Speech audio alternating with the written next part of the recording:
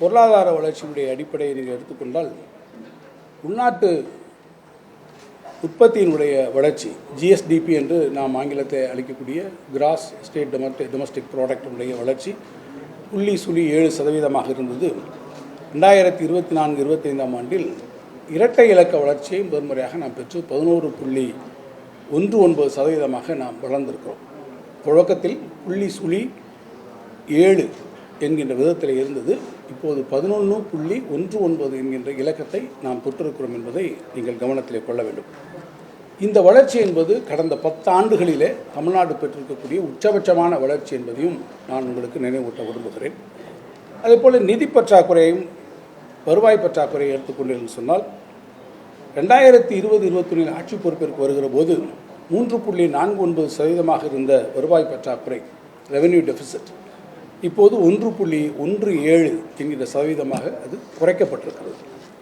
அதேபோல் நிதி பற்றாக்குறை ஃபிஸ்கல் டெபிசிட் ஆட்சி பொறுப்பேற்ற 2021 4.91% இருந்த அந்த நிதி பற்றாக்குறை இப்போது 3% குறைக்கப்பட்டிருக்கிறது.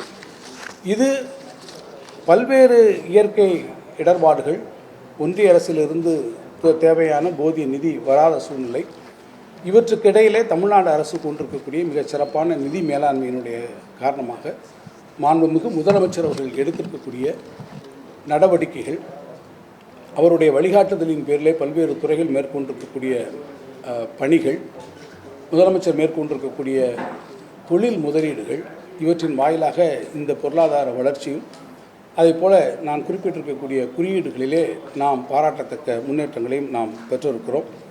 ஒவ்வொரு விஷயமாக நான் சொல்லிக்கொண்டே போகலாம். குறிப்பிட்டு சொல்ல வேண்டும் என்று சொன்னால், தொழில் வளர்ச்சியிலே 2021 46,889 தொழிற்சாலைகளாக இருந்தது. 24-25 கடந்த ஆண்டு 52,614 தொழிற்சாலைகளாக உயர்ந்திருக்கிறது. மிக குறிப்பாக சொல்ல வேண்டும் என்றால், இன்றைக்கு நம்முடைய மாண்புமிகு முதலமைச்சர் அவர்கள் கூட ஐரோப்பிய நாடுகளிலே தொழில் முதலீடுகளை ஈர்ப்பதற்காக சுற்றுப்பயணங்களை மேற்கொண்டிருக்கிறார். உலக அளவிலே நாம் புரிந்திருக்கக்கூடிய இந்த தொழில் முதலீட்டு ஒப்பந்தங்களின் வாயிலாக இதுவரை ஏறத்தாழ 897 புரிந்துணர்வு ஒப்பந்தங்கள் மேற்கொள்ளப்பட்டு இதுவரை 10.28 லட்சம் கோடி ரூபாய்க்கு முதலீடுகளை நாம் ஈர்த்திருக்கிறோம். இதன் வாயிலாக ஏறத்தாழ 32.23 லட்சம் பேருக்கு வேலை வாய்ப்புகளை நேரடியாகவும் மறைமுகமாகவும் இந்த தொழில் முதலீட்டு புரிந்துணர்வு ஒப்பந்தங்கள் வாயிலாக பெறுவதற்கு வழிவகைகள் செய்யப்பட்டிருக்கிறது. புதிய சிப்காட் தொழிற்சாலைகள் 30 தொழிற்சாலைகள், அதேபோல் நியோ டைடல் பார்க் என்பவை 16 நியோ டைடல் பார்க்குகள், 3 முழுமையான டைடல் பார்க்குகள் இன்றைக்கு உருவாக்கப்பட்டிருக்கிறது.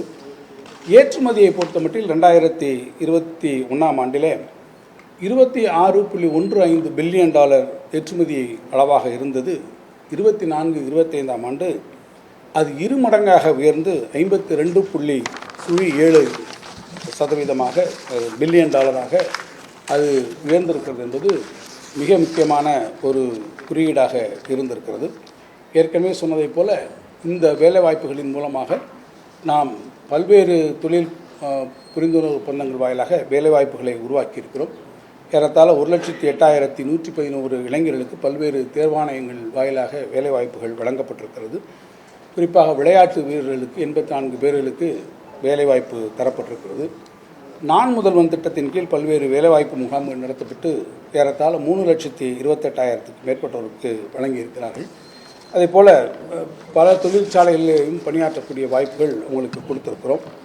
எனவே பல்வேறு குறியீடுகளினுடைய அடிப்படையிலும் பொருளாதார ஆலோசனை குழுவினுடைய அறிக்கை ஒன்றிய அரசு வழங்கியிருக்கிறதுல சமூக வளர்ச்சி குறியீடுகள் எஸ்டிஜி, அந்த சோஷியல் டெவலப்மெண்ட் கோல்ஸ் என்று சொல்லக்கூடிய எஸ்டிஜி வளர்ச்சியில் நம்ம முதலிடத்தை பெற்றிருக்கிறோம்.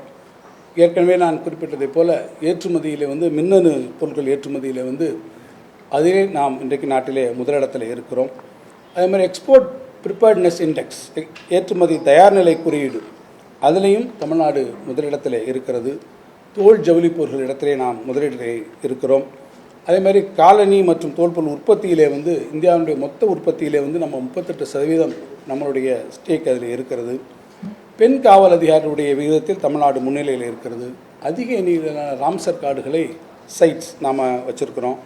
இப்படி ஒவ்வொன்று துறையை நீங்கள் எடுத்துக்கொண்டால் ஒரு முன்னணி மாநிலமாக, வளர்ச்சி பெற்ற மாநிலமாக தமிழ்நாட்டிலே நாம் இருந்திருக்கிறோம்.